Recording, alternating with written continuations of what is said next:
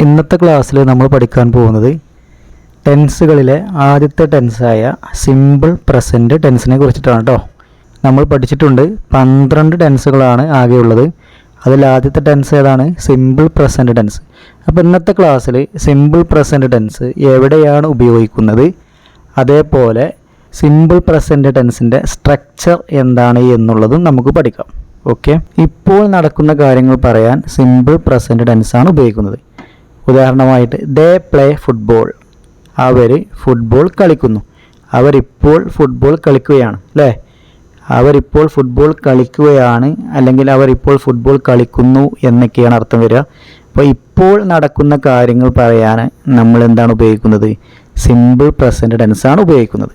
രണ്ടാമത്തെ സാഹചര്യം, സ്ഥിരമായി ചെയ്യുന്ന പ്രവൃത്തികൾ പറയാനും നമ്മൾ സിമ്പിൾ പ്രസൻറ്റ് ടെൻസാണ് ഉപയോഗിക്കുന്നത്. സ്ഥിരമായി നമ്മൾ ചെയ്യുന്ന പ്രവൃത്തികൾ പറയാൻ നമ്മൾ ഉപയോഗിക്കുന്ന ടെൻസ് ഏതാണ്? സിമ്പിൾ പ്രസൻറ്റ് ടെൻസാണ്. She comes to school by bus. She comes, അവൾ വരുന്നു. ടു സ്കൂൾ, സ്കൂളിലേക്ക് വരുന്നത് എങ്ങനെയാണ്? ബൈ ബസ്, ബസ്സിലാണ്. അവൾ സ്കൂളിലേക്ക് സ്ഥിരമായിട്ട് വരുന്നത് എങ്ങനെയാണ്? ബസ്സിൽ അല്ലേ? അവിടെ സ്ഥിരമായി ചെയ്യുന്ന പ്രവൃത്തികൾ പറയാനും നമ്മൾ സിമ്പിൾ പ്രസൻറ്റ് ടെൻസാണ് ഉപയോഗിക്കുന്നത്. മൂന്നാമത്തെ സാഹചര്യം, പ്രപഞ്ച സത്യങ്ങൾ പറയാനും സിമ്പിൾ പ്രസൻറ്റ് ടെൻസാണ് ഉപയോഗിക്കുന്നത്. ഉദാഹരണമായിട്ട് the sun rises in the east, സൂര്യന് കിഴക്കുദിക്കുന്നു. അപ്പോൾ സൂര്യൻ കിഴക്കുദിക്കുന്നു എന്നുള്ളത് ഒരു പ്രപഞ്ച സത്യമാണ് അല്ലേ? ഇങ്ങനെ പ്രപഞ്ച സത്യങ്ങൾ പറയാനും നമ്മൾ സിമ്പിൾ പ്രസൻറ്റ് ടെൻസാണ് ഉപയോഗിക്കുന്നത്. നാലാമത്തെ സാഹചര്യം, ഭാവിയിൽ ചെയ്യാൻ തീരുമാനിച്ച കാര്യങ്ങൾ പറയാനും നമ്മൾ സിമ്പിൾ പ്രസൻറ്റ് ടെൻസാണ് ഉപയോഗിക്കുന്നത്. ഉദാഹരണമായിട്ട് I go to Saudi next month, ഞാൻ സൗദിയിലേക്ക് അടുത്ത മാസം പോകുന്നു. അപ്പോൾ നമ്മൾ അടുത്ത മാസം എന്നുള്ള ഒരു ഭാവിയിലെ ഒരു സമയം അല്ലേ? ഭാവിയിൽ നമ്മൾ ചെയ്യാൻ തീരുമാനിച്ചൊരു കാര്യം പറയാനും നമുക്ക് എന്ത് ഉപയോഗിക്കാം? സിമ്പിൾ പ്രസൻറ്റ് ടെൻസ് ഉപയോഗിക്കാം. ഏതൊക്കെ സാഹചര്യങ്ങളിലാണ് സിമ്പിൾ പ്രസൻറ്റ് ടെൻസ് ഉപയോഗിക്കുന്നത്? ഇപ്പോൾ നടക്കുന്ന കാര്യങ്ങൾ പറയാനും, സ്ഥിരമായി ചെയ്യുന്ന പ്രവൃത്തികൾ പറയാനും, പ്രപഞ്ച സത്യങ്ങൾ പറയാനും, ഭാവിയിൽ ചെയ്യാൻ തീരുമാനിച്ച കാര്യങ്ങൾ പറയാനും നമ്മൾ ഏത് ടെൻസാണ് ഉപയോഗിക്കുന്നത്? സിമ്പിൾ പ്രസൻറ്റ് ടെൻസാണ്. ഇനി സിമ്പിൾ പ്രസൻറ്റ് ടെൻസിൻ്റെ സ്ട്രക്ചർ എന്താണ് എന്നുള്ളത് നോക്കാം. സിമ്പിൾ പ്രസൻറ്റ് ടെൻസിൻ്റെ സ്ട്രക്ചർ എന്നറിയപ്പെടുന്നത് സബ്ജക്റ്റ് പ്ലസ് V1 അല്ലെങ്കിൽ V5. V5 പറഞ്ഞാൽ എന്താണ്? V1 പ്ലസ് എസ്, അഥവാ V1 കൂടിയിട്ട് എസ് ചേർന്നിട്ടുള്ള രൂപമാണ് V5 പ്ലസ് ഒബ്ജക്റ്റ്. അപ്പോൾ എന്താണ് സിമ്പിൾ പ്രസൻറ്റ് ടെൻസിൻ്റെ സ്ട്രക്ചർ എന്ന് ചോദിച്ചാൽ എന്താണ്? Subject plus V1 or V5 plus object. V5 എന്ന് പറഞ്ഞാൽ എന്താണ്? V1 പ്ലസ് എസ്, V1 കൂടിയിട്ട് എസ് ചേർത്തിട്ടുള്ള രൂപമാണ് V5 എന്ന് നമ്മൾ പഠിച്ചിട്ടുണ്ട് അല്ലേ? അപ്പോൾ ഇവിടെ സബ്ജക്റ്റ് വരും. സിമ്പിൾ പ്രസൻറ്റ് ടെൻസിൽ സബ്ജക്റ്റ് ആദ്യം വരും. പിന്നെ എന്താണ് വരിക? V1 അല്ലെങ്കിൽ V5 വരും. V1 അല്ലെങ്കിൽ V5 ആണ് വെർബിൻ്റെ രൂപത്തിൽ വരിക. പിന്നെ വരുന്നത് object. Subject plus V1 or V5 plus object. V1 അല്ലെങ്കിൽ V5. അപ്പോൾ V1 എവിടെ ഉപയോഗിക്കുക? V1 ഉപയോഗിക്കുന്നത് പ്ലൂറൽ സബ്ജക്റ്റിൻ്റെ കൂടെയാണ്. പ്ലൂറൽ സബ്ജക്റ്റ് എന്താണെങ്കിലും നിങ്ങൾക്കറിയില്ലേ? ഐ, യു, ദേ, വി എന്നൊക്കെ നമ്മൾ പഠിച്ചിട്ടുണ്ടല്ലേ സബ്ജക്റ്റിൻ്റെ ക്ലാസ്സിൽ? ഐ, യു, ദേ, വി എന്നുള്ളതൊക്കെയാണ് പ്ലൂറൽ സബ്ജക്റ്റ്. ഇങ്ങനെ പ്ലൂറൽ സബ്ജക്റ്റ് ആണ് സബ്ജക്റ്റായിട്ട് സിമ്പിൾ പ്രസൻറ്റ് ടെൻസിൽ വരുന്നത് എന്നുണ്ടെങ്കിൽ അവിടെ നമ്മൾ ഉപയോഗിക്കുന്നത് V1 ആണ്. V1 എന്ന് പറഞ്ഞാൽ ഏതാണ്? വെർബിൻ്റെ ബേസ് ഫോം, വെർബിൻ്റെ ആദ്യ രൂപമാണ് സിമ്പിൾ പ്രസൻറ്റ് ടെൻസിൽ പ്ലൂറൽ സബ്ജക്റ്റിൻ്റെ കൂടെ ഉപയോഗിക്കുന്നത്. എന്നാൽ സിമ്പിൾ പ്രസൻറ്റ് ടെൻസിൽ സിംഗുലർ സബ്ജക്റ്റിൻ്റെ കൂടെ ഉപയോഗിക്കുന്നത് എന്താണ്? V5 ആണ് ഉപയോഗിക്കുക. അപ്പോൾ ഏതൊക്കെയാണ് singular subject? He, she, it എന്നുള്ളതൊക്കെയാണ് singular subject. He, she, it എന്നുള്ളതിൻ്റെയൊക്കെ കൂടെ V1 എസ് ആണ് ഉപയോഗിക്കുക, അഥവാ V5 ആണ് ഉപയോഗിക്കുക. അപ്പോൾ നമുക്ക് സിമ്പിൾ പ്രസൻറ്റ് ടെൻസിൽ പ്ലൂറൽ സബ്ജക്റ്റും സിംഗുലർ സബ്ജക്റ്റും വരുമ്പോൾ വെർബിലുണ്ടാകുന്ന മാറ്റങ്ങൾ അല്ലേ? പ്ലൂറൽ സബ്ജക്റ്റ് ആകുമ്പോൾ എന്താണ് ഉപയോഗിക്കുക? V1ഉം. സിംഗുലർ സബ്ജക്റ്റ് ആണെങ്കിലോ V5 ആണ് ഉപയോഗിക്കുക. അപ്പോൾ സെൻറ്റൻസ് കൂടെ തന്നെ നമുക്ക് നോക്കാം. സെൻറ്റൻസ് കൂടെ തന്നെ പ്ലൂറൽ സബ്ജക്റ്റിൻ്റെയും സിംഗുലർ സബ്ജക്റ്റിൻ്റെയും കൂടെ V1ഉം V5ഉം വരുന്നത് എങ്ങനെയെന്നുള്ളത് നമുക്ക് നോക്കാം. ഓക്കെ, നോക്കൂ. ഐ റീഡ് ബുക്സ് എന്നുള്ളതിൽ ഐ എന്നുള്ളത് പ്ലൂറൽ സബ്ജക്റ്റ് ആയതുകൊണ്ട് V1 ആണ് ഉപയോഗിച്ചത് അല്ലേ. റീഡ് എന്നാണ് ഉപയോഗിച്ചത്. റീഡിൻ്റെ ബേസ് ഫോമായ റീഡ് തന്നെയാണ് ഉപയോഗിച്ചത്.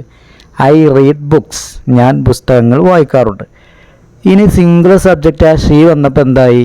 ആ റീഡ് എന്നതിനോട് കൂടിയിട്ട് എസ് ചേർന്നിട്ടുള്ള റീഡ്സ് എന്ന V5 ആണ് വന്നത്, അഥവാ എസ് രൂപമാണ് വന്നത് അല്ലേ. വെർബിൻ്റെ എസ് ഫോമാണ് വന്നത്. ഷീ റീഡ്സ് ബുക്സ്, അവൾ പുസ്തകം വായിക്കാറുണ്ട്. അടുത്തത് നോക്കൂ, ദേ പ്ലേ ഫുട്ബോൾ, അവർ ഫുട്ബോൾ കളിക്കുന്നു. ഇപ്പോൾ ദേ എന്നുള്ളത് പ്ലൂറൽ സബ്ജക്റ്റ് ആയതുകൊണ്ട് പ്ലേ എന്നുള്ള വെർബിൻ്റെ V1 തന്നെയാണ് ഉപയോഗിച്ചത് അല്ലേ. ദേ പ്ലേ ഫുട്ബോൾ, പ്ലേയുടെ ബേസ് ഫോമാണ് ഉപയോഗിച്ചത്. അവിടെ സിംഗുലർ സബ്ജക്റ്റ് ഹീ വന്നപ്പോൾ എന്തായി? ഹീ പ്ലേസ് ഫുട്ബോൾ എന്നായി. പ്ലേൻ്റെ എസ് ഫോമാണ് ഉപയോഗിച്ചത് അല്ലേ. സിംഗുലർ സബ്ജക്റ്റിൻ്റെ കൂടെ എന്താണ് ഉപയോഗിക്കുക? സിംഗുലർ സബ്ജക്റ്റിൻ്റെ കൂടെ ഏതാണ് ഉപയോഗിക്കുക? എസ് ഫോം, വെർബിൻ്റെ എസ് ഫോമാണ് ഉപയോഗിക്കുക. ഇപ്പോൾ പ്ലേ എന്ന വെർബിൻ്റെ എസ് ഫോം എന്താണ്? പ്ലേസ്. ഹീ പ്ലേസ് ഫുട്ബോൾ, അവൻ ഫുട്ബോൾ കളിക്കുന്നു. അടുത്ത് നോക്കൂ, വി സ്പീക്ക് ഹിന്ദി, നമ്മൾ ഹിന്ദി സംസാരിക്കുന്നു. വി എന്നുള്ളത് പ്ലൂറൽ സബ്ജക്റ്റ് ആയതുകൊണ്ട് തന്നെ സ്പീക്കിൻ്റെ V1 ആണ് ഉപയോഗിച്ചത്. സ്പീക്കിൻ്റെ ഏതാണ് ഉപയോഗിച്ചത്? ബേസ് ഫോമാണ് ഉപയോഗിച്ചത്. അവിടെ സിംഗുലർ സബ്ജക്റ്റായ ഷീ വന്നപ്പോൾ എന്തായി? സ്പീക്ക് എന്നുള്ളത് സ്പീക്സ് ആയി. എസ് ചേർന്നിട്ടുള്ള രൂപം ചേർത്തിട്ട് സ്പീക്സ് ആയി. ഷീ വന്നപ്പോൾ എന്തായി? സ്പീക്കിൻ്റെ എസ് ഫോമാണ് വന്നത്. She speaks Hindi. അടുത്ത് നോക്കൂ, വി കുക്ക് ബിരിയാണി, നമ്മൾ ബിരിയാണി പാചകം ചെയ്യുന്നു. ഇപ്പോൾ കുക്കിൻ്റെ V1 അഥവാ ബേസ് ഫോം എന്താണ്? കുക്ക്. ഇപ്പോൾ സബ്ജക്റ്റ് പ്ലൂറൽ ആയതുകൊണ്ട് വി എന്ന സബ്ജക്റ്റ് പ്ലൂറൽ ആയതുകൊണ്ട് കുക്ക് എന്ന ബേസ് ഫോമാണ് ഉപയോഗിച്ചത് അല്ലേ. We cook biryani. സബ്ജക്റ്റ് സിംഗുലറായ ഹീ വന്നപ്പോൾ കുക്കിൻ്റെ എസ് ഫോമായ കുക്സ് ആണ് ഉപയോഗിച്ചത്. ഹീ കുക്സ് ബിരിയാണി, അവൻ ബിരിയാണി പാചകം ചെയ്യുന്നു. അടുത്ത് നോക്കൂ, വി സ്റ്റഡി ഇംഗ്ലീഷ്, നമ്മൾ ഇംഗ്ലീഷ് പഠിക്കുന്നു. ഇവിടെ വി എന്ന പ്ലൂറൽ സബ്ജക്റ്റ് വന്നതുകൊണ്ട് സ്റ്റഡി എന്ന V1 ആണ് ഉപയോഗിച്ചത് അല്ലേ.